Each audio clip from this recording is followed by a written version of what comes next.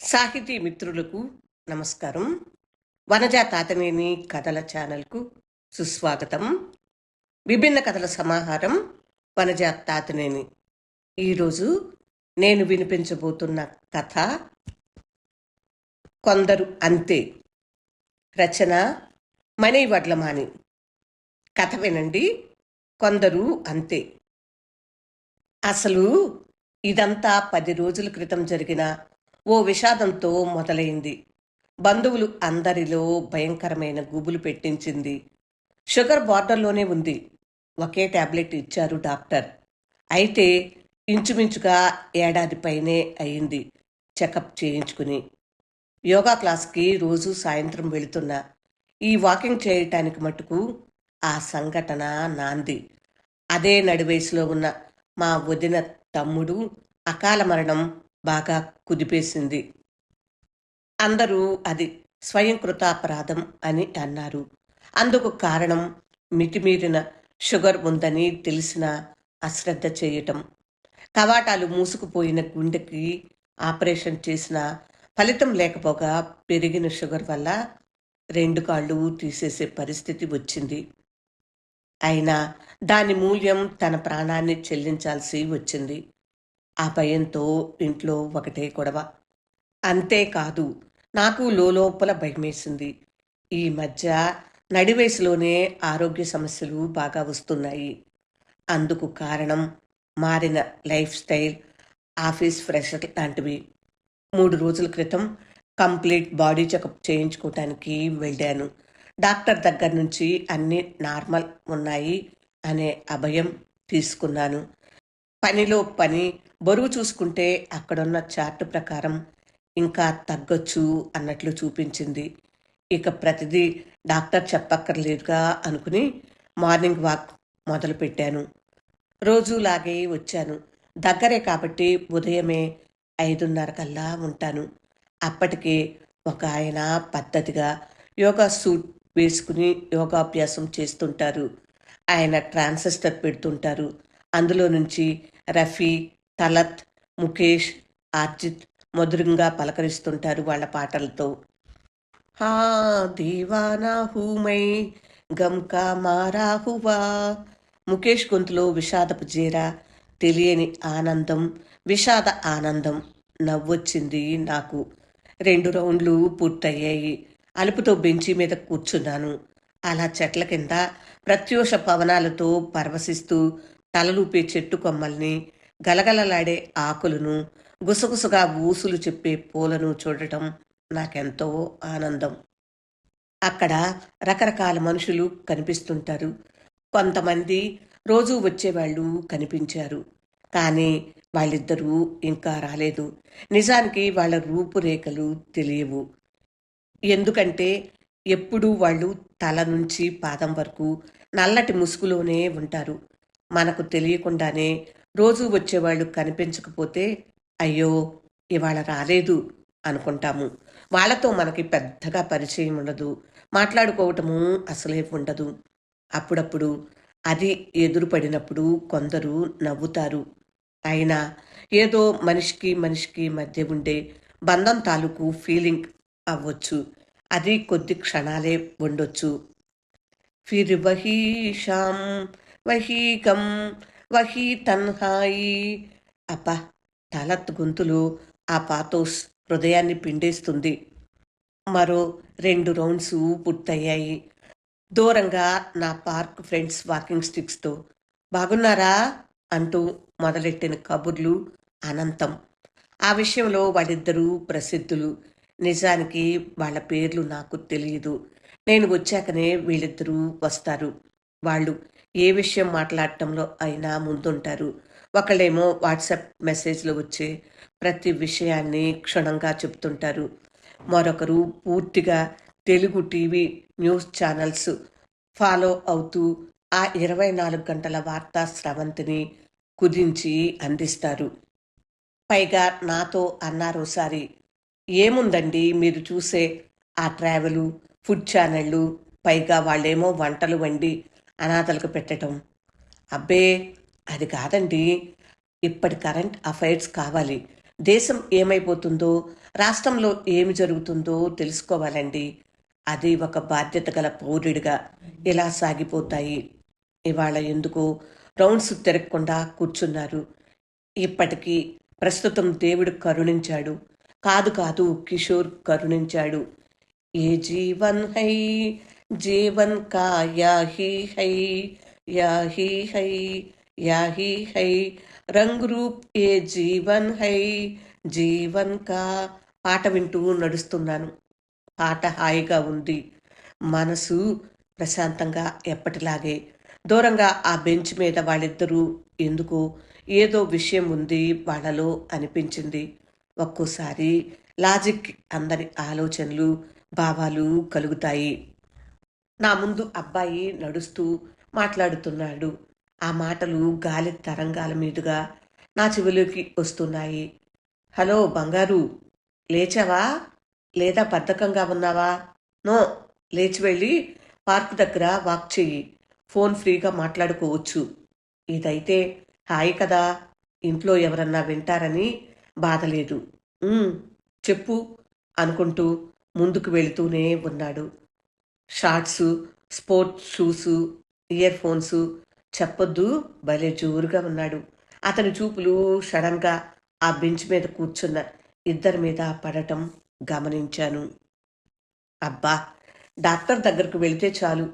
బరువు తగ్గండి, మోకాళ్ళ నొప్పులు తగ్గుతాయి, వాకింగు, ఎక్సర్సైజులు చేయమంటాడు. ఇప్పుడు ఆ యోగాలు, జిమ్ములకు వెళ్ళే ఓపిక నాకు లేదు. అందుకే ఇది మొదలుపెట్టాను. అవునండి. నాది కూడా ఇంచుమించు ఇదే సమస్య. ఈ మధ్య బాగా బరువు పెరిగినట్లనిపిస్తుంది. అందుకే ఇక తప్పదని వస్తున్నాను. అది నిజమే. లేకపోతే నాలా బాధపడాలి మీరును. మాట్లాడుకుంటూ వెళుతున్న వాళ్ళు ఆగి మరీ అటు చూడండి అనుకుంటూ ఆ బెంచ్ మీద కూర్చుని ఉన్న వాళ్ళిద్దరినీ అదో రకంగా చూస్తూ వెళుతున్నారు. మధ్యలో ఫౌంటైన్. దాని చుట్టూ పచ్చడి కట్టి ఆకుపచ్చని తివాచీల. ఆ పక్కన నడిచే వాళ్ళ కోసం చక్కని బాట. అక్కడక్కడ సిమెంట్ బెంచీలు. ఆ బెంచీల వెనుకగా బాటపైకి వంగి చూస్తూ గన్నేరు, గుల్మొహర్, దేవకాంచనం చెట్ల వరుసలు. పార్కుకు వచ్చే వాళ్ళకి ఈ చెట్ల కాండాల మధ్య నుంచి కనిపిస్తున్న ట్రాఫిక్. చెట్ల చెటారు కొమ్మల మీద నుంచి తొంగి చూసే సూర్యుడు. చాలామంది సిమెంట్ బెంచీల మీద కూర్చున్నారు. కింద పచ్చ తివాచీలా ఉన్న గడ్డిలో మరికొంతమంది కూర్చున్నారు. ఇద్దరు చిన్నపిల్లలు వాళ్ళ నాన్న బస్కీలు తీస్తుంటే వాళ్ళు ఉత్తిత్తిగా తీస్తున్నారు. మరో పక్క స్కిప్పింగ్ చేస్తూ ఆయాసపడుతున్న ఒక మధ్య వయసు మహిళ. అంత అలుపులోనూ వాళ్ళిద్దరి మీద ఓ కన్ను వేసింది. నడుస్తూ అందరినీ గమనిస్తున్నాను. పార్కులోని ప్రతి వాళ్ళు ఆ ఇద్దరిని ఒకలాంటి అభద్రతా భావంతో చూస్తున్నట్టుగా అనిపిస్తుంది. అందుకు కారణం వాళ్ళు మొహానికి కప్పుకున్న ముసుగా, మరేదైనా ఉందా? లేక నా ఆలోచన తప్ప తెలియదు. కొంతసేపటికి మళ్ళీ నడకకి బ్రేక్ ఇచ్చి ఆ ఇద్దరు కూర్చున్న బెంచికి ఎదురుగా కూర్చున్నాను. వాళ్ళు ఫోన్లలో ఉన్నారు. అస్పష్టంగా కళ్ళు, ముక్కు, నోరు కనిపిస్తున్నాయి. మధ్య మధ్యలో మాట్లాడుతూ వాళ్ళ బ్యాక్ ప్యాకుల్లోకి చూసుకుంటున్నారు. కొంచెం సేపటికి పార్కు స్నేహితులిద్దరూ నా పక్కకు చేరుకున్నారు.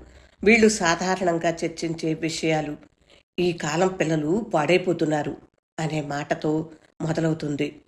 అదిగో చూడండి, ఆ కుర్రాడు ఎప్పుడూ చూడు చెవిలో ఆ ఇయర్ ఫోన్స్తోనే ఉంటాడు. అప్పుడప్పుడు బయటకు కూడా చూస్తాడు. ఇప్పుడు కూడా అంతే. అయినా పూర్తిగా ఒకళ్ళ గురించి తెలియకుండా ఇలా జడ్జిమెంటు ఎలా ఇస్తారు? చిరాకనిపించింది. ఇంతలో వాళ్ళ దృష్టి ఆ ఇద్దరి మీద పడింది. వాళ్ళలో ఒక ఆయన ఒకంత అనుమానంగా చూస్తూ, ఇద్దరూ ఉదయాన్నే వస్తారు, కానీ వాకింగ్ చెయ్యరు. అసలు వాళ్ళ మొహాలే కనిపించవు. మీరు ఎన్నైనా చెప్పండి, సంథింగ్ బిజ్జర్, ఏదో విచిత్రం అనిపిస్తుంది.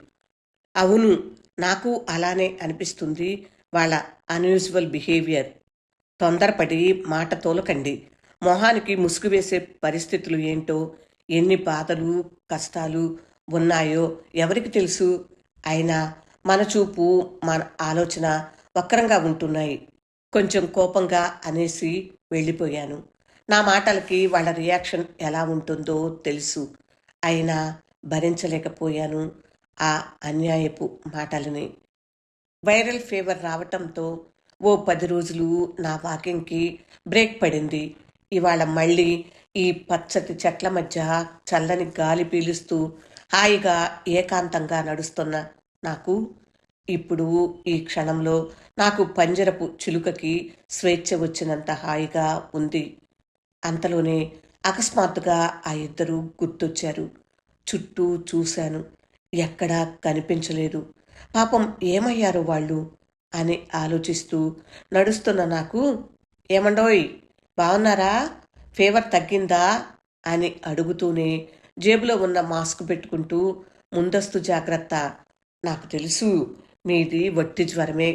కానీ అయినా ఏదో భయం సంజయ్ అన్నారు మొదట ఆయన. ఇప్పుడు అంతా ఇదే ట్రెండ్ నడుస్తుంది. పర్వాలేదులేండి. ప్రతి చోట ఈ భయం, అనుమానం బాగా ఎక్కువయ్యాయి. అవును. అప్పుడు రోజు ఇద్దరు అమ్మాయిలు వచ్చేవారు. వాళ్ళు రావటం లేదా? ఓహ్! వాళ్ళా? అబ్బో! ఆ ఆడపిల్లలిద్దరూ ఏదో కథలు చెప్పారులే. ఒక్క బటన్ను నొక్కటం ద్వారా అన్నింటినీ ఇంటికి డెలివరీ చేసేస్తామని, మీలాంటి పెద్దవాళ్ళు అసలు కాలు బయటకు పెట్టకుండా అన్నీ గుమ్మంలోకి తెచ్చి ఇస్తామని అంటూ బోలెడు కబుర్లు చెప్పారు. మన సిటీలో ఉండే ఒక డెలివరీ యాప్‌లో పనిచేస్తున్నాము అన్నారు. చదువుకుంటూ మా ఖర్చులు మేము సంపాదించుకోవచ్చని. కాకపోతే మా ఇళ్లల్లో ఆడపిల్లలమని అసలు పంపించటం లేదు. అందుకే కాలేజీ కోసం తొందరగా బయలుదేరి ఇలా పార్కులో కూర్చుని ఆర్డర్స్ తీసుకుని ఈ చుట్టుపక్కల సర్వీస్ చేస్తాం అని చెప్పారు. అయితే మీ ముసుగులు తీసి మొహాలు చూపించమని అడిగాము. మేము చూపించం అన్నారు. దాంతో మా అనుమానం బలపడింది. ఆడపిల్లలైనా వీళ్ళని నమ్మకూడదు. ఎందుకొచ్చింది? అందుకే మన కాలనీ సొసైటీ వాళ్ళకి కంప్లైంట్ చేశాం. అంతేకాదు ముందు జాగ్రత్తగా వాళ్ళని పార్కులోకి ఎట్టి పరిస్థితుల్లో రానివ్వొద్దని చెప్పేశాం. ఓ పెద్ద ఘనకార్యం చేసినట్లు చెప్పారు. అంతలో రెండో ఆయన అందుకుంటూ, అది కాదండి, ఆ పెద్ద పెద్ద బ్యాగులు వేసుకుని రావటం, వాటిల్లో ఏమున్నాయో తెలీదు. ఇద్దరు ఆడపిల్లలు అని తెలుసు. కానీ వాళ్ళ ఆనూపాను తెలియదాయే. ముఖాలు అయితే అసలే కనిపించవు. పైగా వాళ్ళు నిజం చెప్తున్నారని నమ్మకం ఏముంది? ఏమో, మన అనుమానాలు మనవి. నిజం చెప్పొద్దు. నాకదే అనుమానం సుమండి. పోనీలెండి, పీడా పోయింది. హాయిగా మనం భయం లేకుండా వాకింగ్ చేసుకుందాం. నేనేమంటానో అన్నట్టు నా వైపు వారగా చూశారు. కొంతమంది అంతే. చిచి! చిన్న జలధరింపు కుదిపేసింది. అప్పుడే మా ముందు నుంచి వెళుతున్న ఒక చిన్న పాప థూ థూ అని ఉమ్మేసింది. లిప్తపాటు వాళ్ళిద్దరి మొహాలు పాలిపోయాయి. పాపా, తప్పు, పార్కులో అలా చెయ్యకూడదు, వాళ్ళమ్మ మందలించింది. నిజానికి ఆ మాటలకి ఆ పాప చేత్కారానికి సంబంధం లేదు. కానీ అది సూటిగా మా ముఖాల మీద వేసినట్లే అనిపించింది నాకైతే. రోజులాగే పార్కులో అంతా మామూలే. కొందరు అంతే. మణి వడ్లమాని గారి రచన విన్నారు కదా. ఈ కథ 2023 ఏప్రిల్ 9 ప్రజాశక్తి స్నేహ సంచికలో ప్రచురితమైనది. మిత్రులారా, ఈ కథ మీకు నచ్చిందా? నచ్చినట్లయితే లైక్ చేయండి, షేర్ చేయండి. ఇంకా నా ఛానల్ సబ్స్క్రైబ్ చేయనట్లయితే సబ్స్క్రైబ్ చేయండి. ఈ కథ చాలా బాగుంది కదా. నిజంగా కొందరు అంతే. ఏవేవో అనుమానాలు, భయంతో తోటివారిని ఇబ్బంది పెడుతూ ఉంటారు. మనలో నెలకొని ఉన్న మితిమీరిన భయాలు, అనుమానాలు అన్నింటినీ మనం రూఢీ చేసుకోవాలి. అంతే తప్ప తొందరపాటు చర్యలు తగవు. ఈ కథలో ఆ పిల్లల ఆర్థిక స్వావలంబనకు దెబ్బ తగిలింది. జాగ్రత్త మంచిదే, కానీ అతి జాగ్రత్త వల్ల మరికొన్ని సమస్యలు వస్తాయి. మన తోటి వారికి స్వేచ్ఛగా సంచరించే పనిచేసే హక్కును మనము నాశనం చేస్తున్నాము. రోజువారీ జీవితంలో మనం ప్రవర్తించే ఇలాంటి చిన్న చిన్న విషయాలే నిజానికి అతి పెద్దవైనవి. ఇది కథావస్తువుగా రావటం నాకు చాలా నచ్చింది. కథను వినిపించటానికి అనుమతినిచ్చిన మణి వడ్లమాని గారికి హృదయపూర్వక ధన్యవాదములతో మళ్ళీ మరొక కథతో రేపే కలుసుకుందాము. అప్పటి వరకు సెలవు. మరి విభిన్న కథల సమాహారం వనజ తాతినేని వింటున్నందుకు హృదయపూర్వక నమస్కారములు. నమస్తే.